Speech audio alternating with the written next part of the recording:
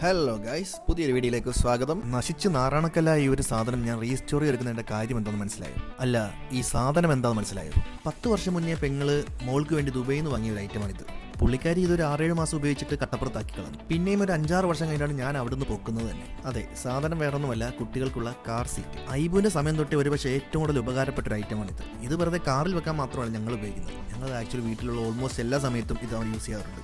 TV കാണുകയോ പച്ചക്കറി അരിയോ mobile തോണ്ടുകയോ എന്തും ആയിക്കോട്ടെ, കുഞ്ഞിനെ ഇതിനകത്തിരുത്തി കാലിന് തള്ളവെള്ളം പതുക്കെ ഒന്ന് അണ്ടി കൊടുത്താൽ മതി, അതിരുന്ന് തനിയെ അടിക്കോളും.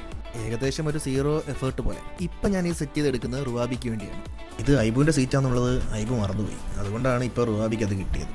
ഒരുപക്ഷെ നിങ്ങളുടെ വീടുകളിലും ഇതുപോലെ ഒരു ഐറ്റം കാണും. 6, 7 അല്ലെങ്കിൽ 1 വർഷം ഉപയോഗിച്ചിട്ട് പിന്നെ ഉപയോഗമില്ലെന്ന് പറഞ്ഞ് തട്ടുമ്പുറത്ത് കളഞ്ഞിരിക്കുന്നവർ. അതൊന്ന് പൊടി തട്ടിയെടുക്കാമെങ്കിൽ കുട്ടികൾക്ക് വേണമെങ്കിൽ ചാരുകസയായിട്ടെങ്കിലും ഉപയോഗിക്കാം.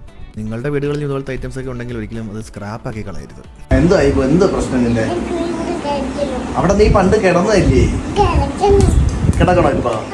നീ കുഞ്ഞായി മാറ്റട്ടെ, നമുക്ക് പുറത്ത് കിടക്കാം. അങ്ങോട്ട് കിടന്നോ? ചെറിയൊരു എഫേർട്ട് എടുത്താൽ അത്യാവശ്യം മറ്റു പല കാര്യങ്ങൾക്കും ഇത് ഉപയോഗിക്കാൻ പറ്റും. അങ്ങനെ കുട്ടി കസേര കഥ കഴിഞ്ഞിരിക്കുകയാണ്. ഈ വീഡിയോ ഇഷ്ടപ്പെട്ടെങ്കിൽ ലൈക്കും ഷെയർ സബ്സ്ക്രൈബ് ചെയ്യാൻ മറക്കരുത്.